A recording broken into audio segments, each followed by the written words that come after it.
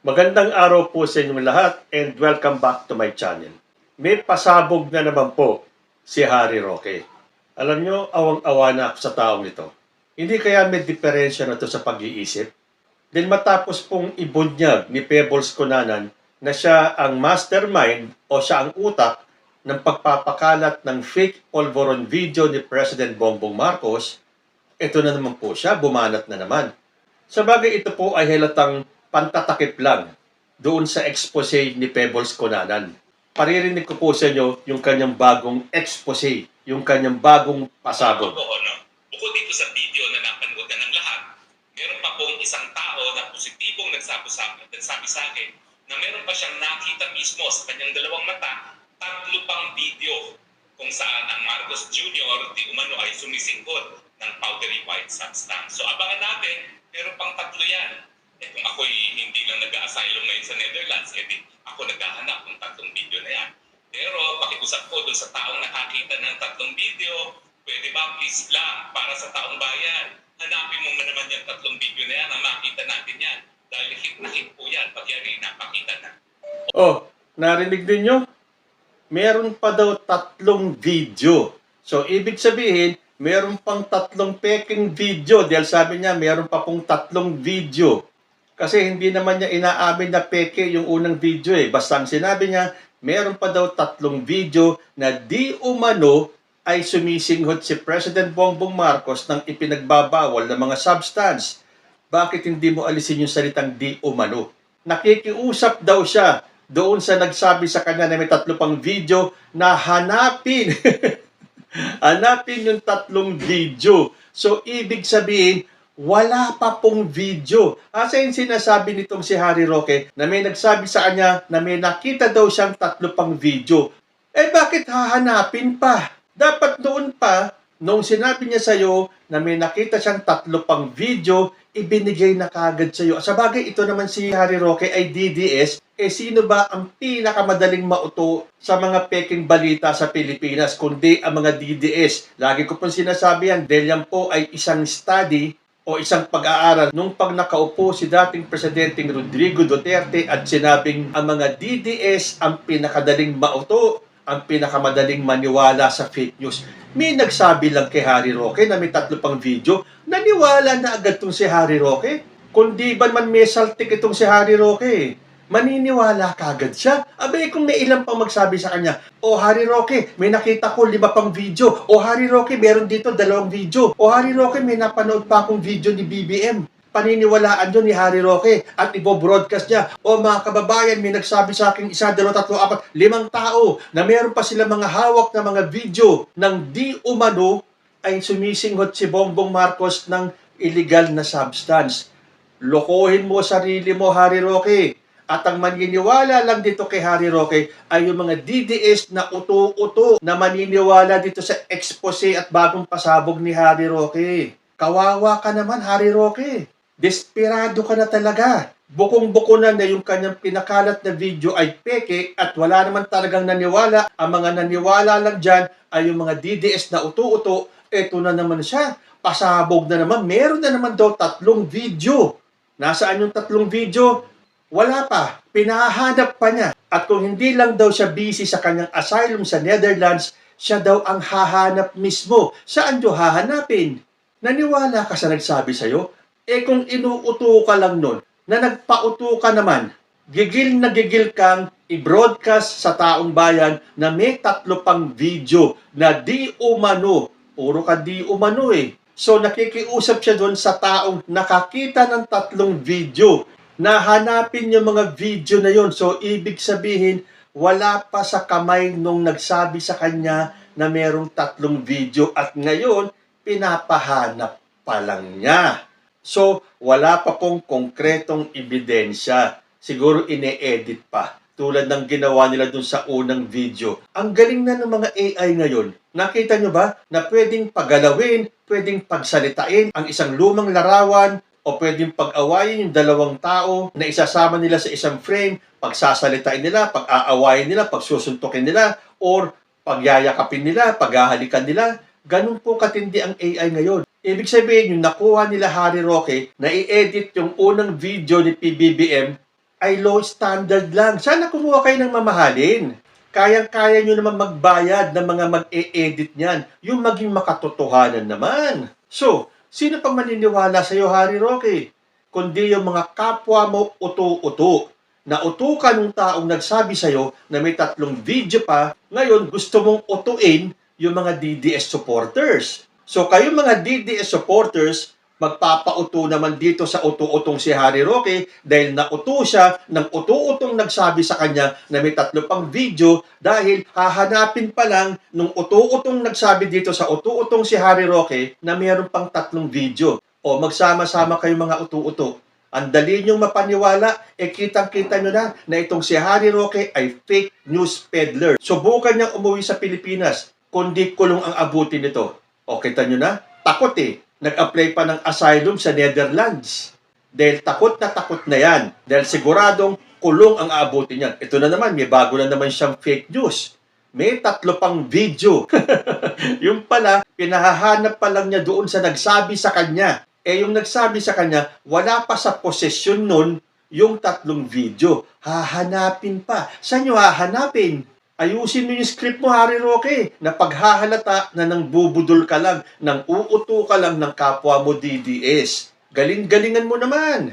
Kaya lang, alam mo, kitang-kita na ang pagkadesperado mo. Isa kang nakakaawang nilalang. At tandaan mo, yung mga pagpapakalat ng fake news na yan, meron pong kaparusahan yan sa langit. Dahil kung nakakalimutan ni Harry Roque, ang isa sa 10 utos ng ating Panginoon Diyos, you shall not bear false witness against your neighbor. Ibig sabihin po niyan, huwag kayong magpapakalat ng mga chismis, lalo na kung ito ay hindi totoo tungkol sa inyong mga kaibigan, kapitbahay, kakilala, or kung sino man. Ito ang ika-9 sa 10 commandments, prohibiting lying, slander, and any form of misrepresenting the truth about another person, whether in court or otherwise. Hindi ka ba natatakot para sa buhay mo, Harry Roque? Puro na lang kasinungalingan ang ginagawa ninyo. Ikaw at ang mga kasamahan mong si Maharlika at isama na natin si Cathy Binag. Bakit? Meron din po silang pahayag. Dahil meron pong lumalabas na screen grab mula sa live interview ni Maharlika kay Cathy Binag. Dito, kinuwento ni Cathy ang lahat ng kanyang nalalaman tungkol sa di umano ay buong pamilyang Marcos ay gumagamit ng coke. Sinabi din niya na meron siyang hawak na USB na naglalaman ng ebidensya na totoo ang mga sinabi niya. Itong USB na to, matagal ko nang naririnig. Mula pa nang lumabas itong si Cathy Binag, sinabi niya na yan, na meron siyang USB na naglalaman di umano. Ayan na naman si di umano So, ibig sabihin, puro kayo chismis lang. Nagmamarites lang kayo. Kasi, kung yan ay totoo, hindi ba kayo magtataka? Bakit hanggang ngayon, hindi pa nilalabas yung laman ng USB na yan? Sa bagay, ilang buwan ba inabot yung Polvoron video? Hindi ba panayang announce ni Maharlika na may lalabas na Polvoron video si BBM? Maghintay kayo. Inabot po ng ilang buwan yun. Bago nila inilabas. Nung nilabas naman, nagulat ang taong bayan. Dalawang klase po yung pagkagulat Yung pagkagulat ng mga utu-utong DDS supporters na napaniwala na si BBM yung nasa video. At yung mga nagulat na ito lang ba yung pinagmamalaki nilang pasabog na si President Bongbong Marcos ay sumisingot ng illegal na substance? Kahit na wala yung mga forensic na yan, yung mga eksperto para alamin kung totoo o hindi yung video, makikita naman po na hindi si Bongbong Marcos yung nasa video. Ewan ko na lang ba kung anong magic ang ginawa nila sa mga supporters nila at sila ay napaniwala. Sa bagay, alam niyo kapag panatiko kayo, kahit na alam niyo because I am sure, hindi lahat ng nakapanood ng video na yun sa Canada na nagbunyi, na nagparty, nagsaya nung nakita nila yung Polvoron video, hindi lahat yun naniwala na si Bongbong Marcos yung nasa video. Hindi 100% nung andun sa event na yon ang naniwalang si Bongbong Marcos yon. Pero siyempre, kailangan nilang sumakay at paniwalain ang sarili nila na si President Bongbong Marcos yon Kung hindi, mapapahiya silang lahat at ayaw nila mangyari yun. Ang mapahiya sila sa buong mundo na yung kanilang pinaniniwalaan at yung inaakala nila na magpapabagsak kay President Bongbong Marcos na polvoron video ay sumisigaw ng isang malaking fake itong video nito. Tapos ito, meron daw USB si Cathy Binag. At ang sabi pa, di umano na ang buong pamilya daw ang gumagamit ng illegal na substance. Tingnan nga natin ang pamilyang Marcos, ikumpara mo sa ibang pamilya dahil alam na po at nakita na ng buong mundo, hindi lang po ng mga Pilipino. Kung ikukumpara mo yung itsura ng pamilya ni President Bongbong Marcos sa itsura ng ibang pamilya, yan ang sasabihin yung gumagamit ng illegal na droga. Sa bagay, magtataka pa ba naman tayo kay Maharlika, kay Cathy Binag, at kay Harry Roque?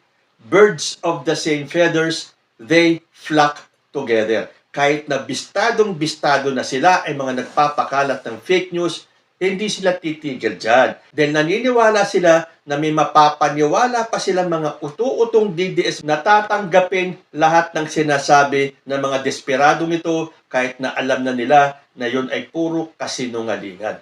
Nakita nyo nga na kahit yung kasamahan nilang DDS vlogger na si Banat Bay na hindi na nakatiis sa mga kasinungalingan ng mga kapwa niya DDS vloggers. Ito po ang pahayag at tila panlalaglag ni Banat Bay sa mga kapwa niya DDS. Mga kababayan na, pero baba na tayo ng bahagya dito. Alam niyo po, matagal ko na po sinasabi sa inyo na huwag po kayong maniniwala sa mga vlogger na anti-Marcos ngayon. Kahit nga po yung pulburon video na yan, hindi po ako pabor dyan. Doon sa video, hindi po ako naniniwala doon. Kaya sana mag-ingat-ingat po tayo. Ingat po kayo sa mga ganyan. Yung mga Duterte supporter ay talaga mga nagpapakalat ng fake news. Narinig nyo na, galing na mismo yan kay Banat Bay. So, sino ang pinatutungkulan ni Banat Bay ng mga BDS supporters na nagpapakalat ng fake news? Siyempre, kasama dyan si Harry Roque, si Maharlika, at si Cathy Binag. At bakit kaya nilalaglag ni Banat Bay ang mga kapwa niya DDS supporters? Naghuhugas kamay kaya? Dahil alam niya na malapit na ang katapusan ng mga DDS fake news peddlers? Kayo ba, nung pinanood ko sa inyo yung pasabog ni Harry Roque, ano ang naging pakiramdam nyo? Malamang hindi na kayo nainis. Dahil ang naging pakiramdam nyo, kawawa naman yung taong ito. At kasama na rin dyan si Maharlika at si Cathy Binag. Mga kawawang nilalang na mabubuhay na lang sa kasinungalingan at mamamatay sa kasinungalingan. At kapag harap nila sa Panginoon Diyos, ano kaya ang idadahilan nila kung sampalin sila ng 10 utos ng Diyos kung saan nakalagay, "You shall not bear false witness against thy neighbor." Ano pong masasabi nyo? Comment lang po down below and I will see you in my next video. Diyos ti Agnina.